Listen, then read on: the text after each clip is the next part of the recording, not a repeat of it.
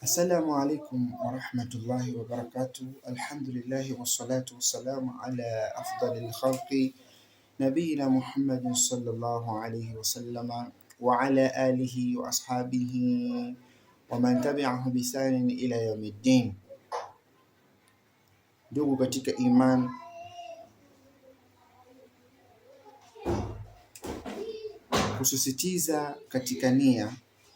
kusisitiza katika nia au makusudio ya kufanya ibada yoyote kama Muislamu, iwe ni ibada ya swaumu, iwe ni ibada ya swala, iwe ni ibada ya imama, yani ibada ya uongozi wa msikitini, iwe ni salatu tarawih, iwe ni salatu al-maktubatu, iwe ni sala za faradhi, swala za kawaida tunazozijua, salatu al-fajr, salatu al-dhuhur, salatu al-asri, salatu al-maghrib wa salatu al-isha. Ikiwa wewe ndiyo kiongozi ambaye kwamba Waislamu au jamii inakufuata katika misingi hii au katika mfumo huu wa ibada hizi zote, Muislamu, kitu ninachokizungumzia sana, ninachotaka kieleweke vizuri katika haya ambayo kwamba nayazungumza, kitu ninachotaka kieleweke vizuri, ninasisitiza nia katika ibada, kwa sababu kuna Waislamu au ili jambo la kwamba Muislamu anafanya ibada lakini hakuna ibtighaa mardatillah, hakuna ibtighaa wajhillah, hakuna kwamba ile ibada Muislamu anaifanya lengo ni nini? Lengo atafute radhi za Allah, lengo atake msamaha kwa Allah, lengo atake malipo kwa Allah subhanahu wa ta'ala.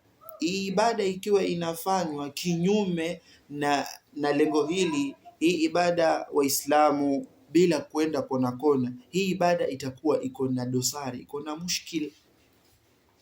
Hii ibada hii itakuwa na mushkil, kwa sababu ili ibada Mwenyezi Mungu, ibada iwe na thamani kwa Mwenyezi Mungu, ibada iwe makubuli kwa Allah subhanahu wa ta'ala, lazima ibada ile uifanye ikhlasan lillah. Sahi Waislamu wako katika mwezi mtukufu wa Ramadhan, tunafunga mwezi huu wa Ramadhan. Wapo wanaosali salatu tarawih, wapo wanaosali tahajjud. Sahi biidhnillah siku 2 au 3 zimebaki, salatu tahajjud, qiyamul layli, swala hii itaanza. Sasa hizi swala au hizi ibada hizi unazifanya kwa ajili ya Allah, unazifanya ili kutafuta radhi za Mwenyezi Mungu, ama hizi ibada unazifanya kwa sababu ya watu? Hii ndio point, ndugu zangu Waislamu, nataka nifahamishe. Kuna vitu vidogo vidogo, kuna vitu ambavyo kwamba vinawezekana vikaonekana vitu vidogo vidogo, lakini wallahi vinamkosesha mja fadhila kwa Mwenyezi Mungu, vinamkosesha mja thawabu kwa Mwenyezi Mungu. Utafanya vipi ibada wewe lakini sio kwa malengo ya Allah, sio kwa malengo kwamba wewe ni jukumu lako kama mwanadamu, ni jukumu lako? Kwa sababu kila unachokiona katika ulimwengu huu, kiko na malengo yake. Mimi mzungumzaji ni mwanadamu, wewe unayeshuhudia video hii ni mwanadamu. Sisi nani ametuleta hapa duniani? Ni Mwenyezi Mungu. Lengo ni nini? Wama khalaqtul jinna wal insa illa liya'budun. Mwenyewe anatuambia hivyo katika Qur'an, sikumuumba mwanadamu, sikumuumba jini. Lengo ni nini? Lengo ni kuabudiwa. Sasa hii ibada iko na mfumo wake ambao kwamba unaukubali Uislamu, mfumo wake ama utaratibu wake katika Uislamu, lakini isiwe ibada hii unaifanya kama walivyokuwa wakiifanya zile musabiqa, ambazo kwamba zimepita au watu waliopita, wakiulizwa kwa nini naabudu masanamu, anasema qala kadhalika wajadna ana laha akifin. Nasema kwamba tuliwapata mababu na mababa zetu wakiwa katika mfumo huu wa ibada. Vipi leo tukubali hivi mnavyotuambia? Tukubali hivi mnavyotuambia sasa hivi? Jambo linakuwa hili muhali kweli. Sasa hapa unakuta mtu anafanya kitu kwa maslahi yake binafsi, lakini kwamba analifanya lile jambo ili apate radhi kwa Mwenyezi Mungu Subhanahu wa Ta'ala. Jambo hili halipo. Sasa Waislamu, ni katika kuikumbusha nafsi yangu na kukumbusha nafsi za Waislamu wenzangu, wewe hata uwe na kiwango kipi cha elimu, hata uwe na kiwango kipi cha elimu, kama ibada yako utaifanya bila ya kutarajia malipo kwa Allah, hiyo ibada haihesabiki. Kwa nini? Katika Qur'ani suratul Furqan Allah subhanahu wa ta'ala anasema baada a'udhu billahi minash shaitani rajim, wa qadimna ila ma amilu min amalin faja'alnahu haba'an mansura. Kuna watu ambao kwamba watatanguliziwa amani zao wakati wa hisabu, wanatanguliziwa imani zao, wanatanguliziwa amali zao, matendo yao walioyafanya. Mtu ameswali, mtu amefunga, mtu ametoa sadaka, mtu ameenda haji, mtu amefanya umra, ibada nyingi amezifanya, mtu amesaidia wajane, amesaidia mayatima, ametoa hizo zote charities, hizo zote sadaka. Yani mtu kwenye lolote la kheri, mtu huyu yuko mstari wa mbele, anapatikana. Lakini shida inakuja wapi? Shida inakuja pale ambapo kwamba anafanya lile jambo, lakini sio kwa ajili ya Allah, analifanya kwa sababu ya malengo yake binafsi. Tatoa kisa kidogo. Mtume sallallahu alaihi wasallama anaulizwa na miongoni mwa masahaba wake, ya Rasulullah, arrajulu yuqatilu lilmaghnam warrajulu yuqatilu lidhikri warrajulu yuqatilu liyara makanahu faman fi sabilillah. Naona haya yote yanayoulizwa hapa ni sehemu katika ibada. Mtume sallallahu alaihi wasallam anaulizwa nini? Anaulizwa na sahaba wake, ya Rasulullah, je, mtu ameenda kwenye vita, unaona jihad, ameenda kwenye uwanja wa mapambano, uwanja wa vita, lengo ni nini? Lengo ni kwenda kupigania neno la Allah subhanahu, kupigania Uislamu, kuutetea Uislamu, hiyo ni jihad. Sasa sahaba anauliza Mtume, arrajulu yuqatilu lilmaghnam, mtu anapigana pigano, yani mtu yupo katika jihadi anapigana pigano, lakini lengo lake katika zile pigano ni kupata ngawira baada ya vita. Al-ghanima ni al-mal alladhi yabqa ba'da al-harb. Al-ghanima ni zile mali au ni zile bidhaa ambazo kwamba zitabaki baada ya mapambano. Waislamu na wasiokuwa Waislamu wakishapambana, baada ya pale kuna baadhi ya bidhaa ambazo kwamba huwa zinapatikana katika ile sahatu alwaqa, ule uwanja wa mapambano, ule uwanja wa vita. Arrajulu yuqatilu lilmaghnam, ya Rasulullah, mtu anapigana kwa ajili ya ngawira, vile vinavyobaki kwenye uwanja wa vita. Warajulu yuqatilu lidhikri, lakini kuna mwingine anapigana kwa sababu anataka kutajwa kwamba yeye ni hodari kwenye mapigano, anataka kutajwa kwamba yeye ni hodari katika mapigano. Warajulu yuqatilu liyara makana, lakini kuna mwingine anapigana vita, anapigana jihadi ili aonyeshe cheo chake kwamba yeye ni mtu fulani. Mtume sallallahu, haya ni maswali yote ameulizwa, mwisho akauliza faman fi sabilillah, ni nani katika hawa wote yupo kwa ajili ya Allah, bimaana yupo katika ibada. Unaona, jihad ni ibada kubwa sana.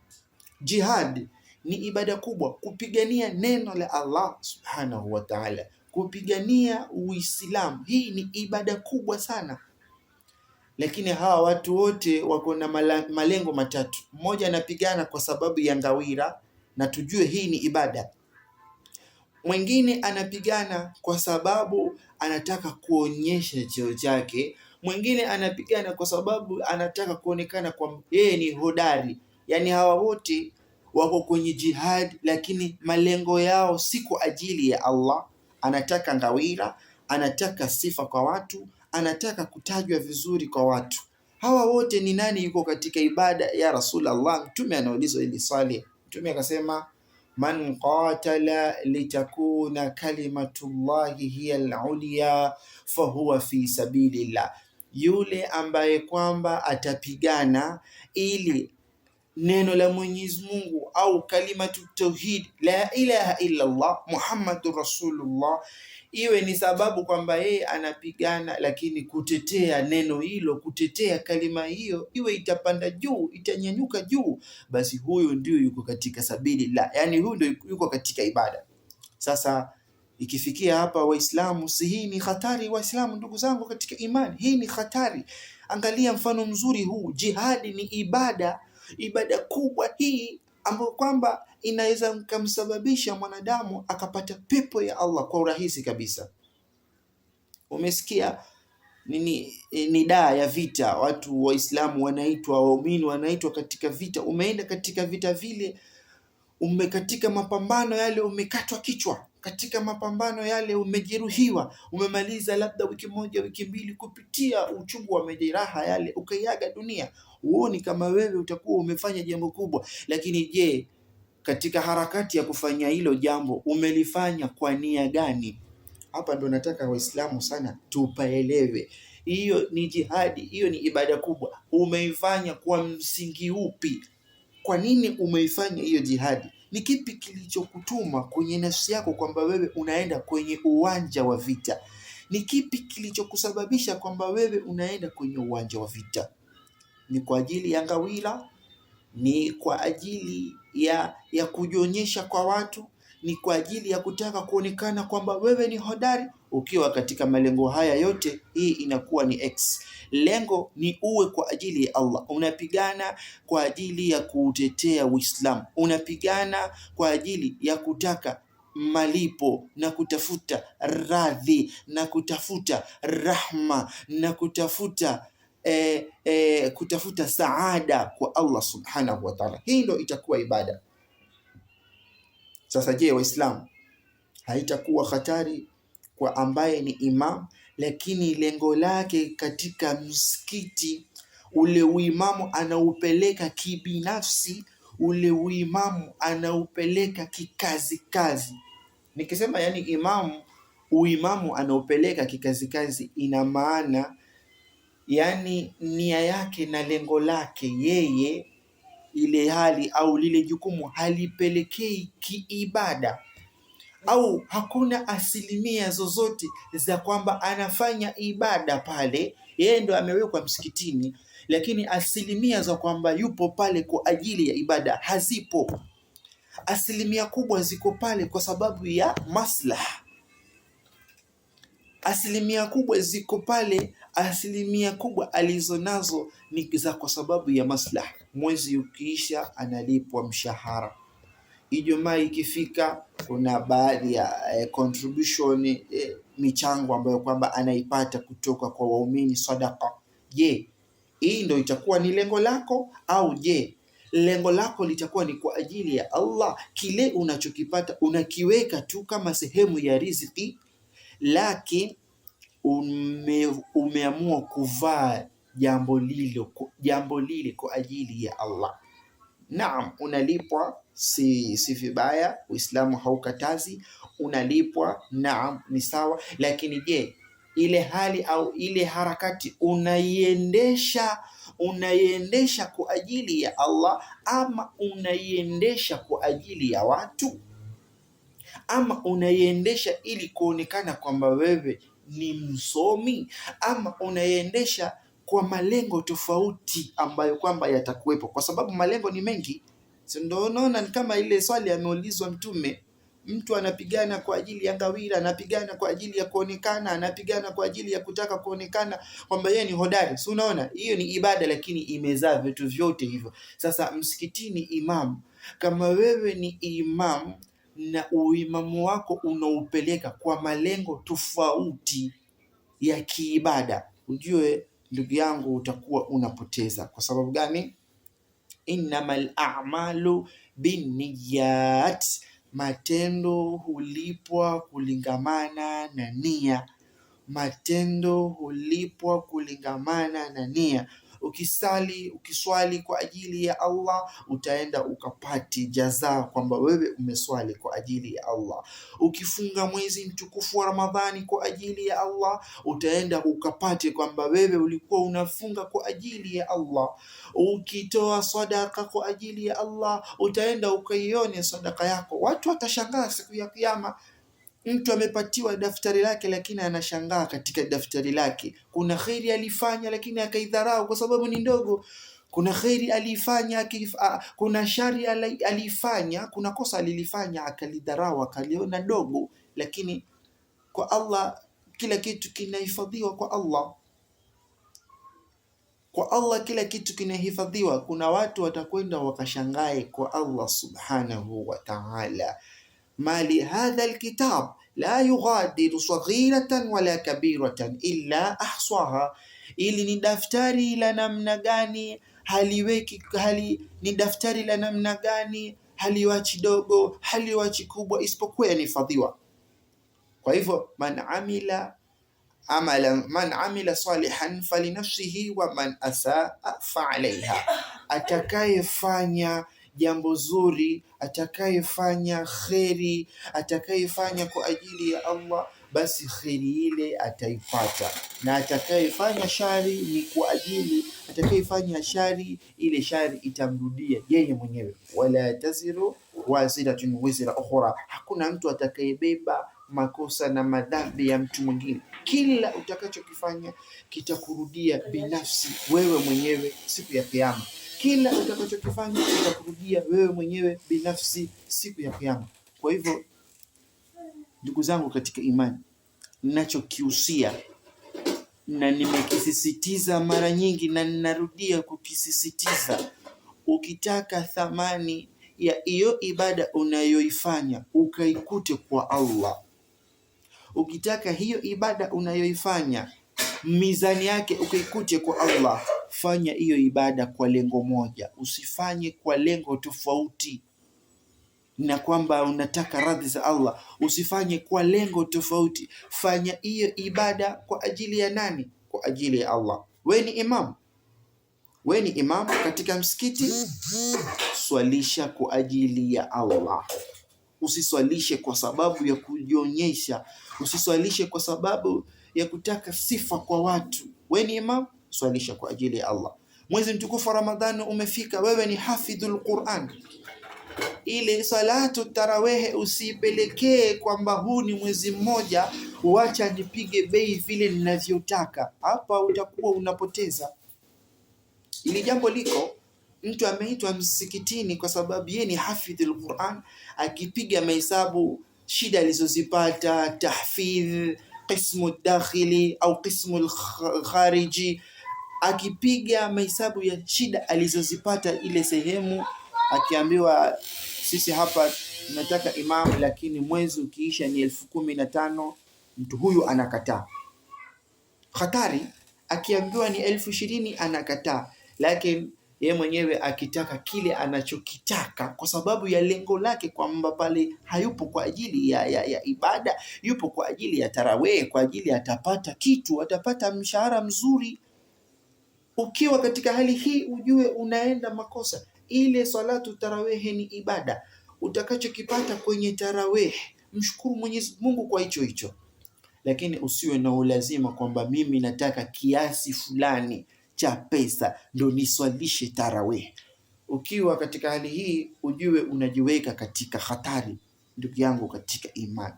Tarawih ni ibada kama ibada zingine. Naam, ni ihsani ambayo kwamba utakuwa unafanyiwa, lakini usivukishe mpaka kile kilichokusudiwa labda na wale wahusika. Kilichokusudiwa usiwe na lazima ya sehemu ambayo kwamba itakuwa na kero kwa wale ambao kwamba ni wasimamizi. La, inatakana ujitolee. Vitu vingine unajitolea, huo uimamu unajitolea, hata kama kuna kitu kitapatikana, lakini pale fanya lile kwa ajili ya Allah. Lakini ukifanya kwa kuegemeza mshahara, ile imani ya kwamba hii ni ibada itakutoka, na ikiwa inakutoka hiyo ibada utakuwa unaipoteza, kwa sababu utakuwa unaifanya kwa ajili yako hauifanyi, utakuwa unifanya kwa ajili ya mwisho wa mwezi wa Ramadhan. Sijui tunaelewana Waislamu? Hiyo ibada utakuwa unaifanya kwa ajili ya mwisho wa mwezi wa Ramadhan, utakuwa hauifanyi hiyo ibada kwa sababu ya radhi, kutaka radhi kutoka kwa Allah subhanahu wa ta'ala. Sasa hii inakuwa ni hatari. Waislamu, nafikiri nukta hii imeeleweka vizuri kuhusiana na nia katika ibada. Ibada yoyote utakayoifanya, ili ukapate jaza kwa Mwenyezi Mungu, hakikisha ibada hiyo unaifanya kwa ajili ya Allah. Na kama ulikuwa ukifanya ibada kwa ajili ya malengo tofauti, basi huu ndio muda wa kujibadilisha, huu ndio muda wa kubadilika, huu ndio muda wa kuisafisha nia yako. Labda umepata kalima hii, nasaha hii, mawaidha haya kupitia kwangu, au labda utapata nasaha kama hii kupitia kwa mwingine.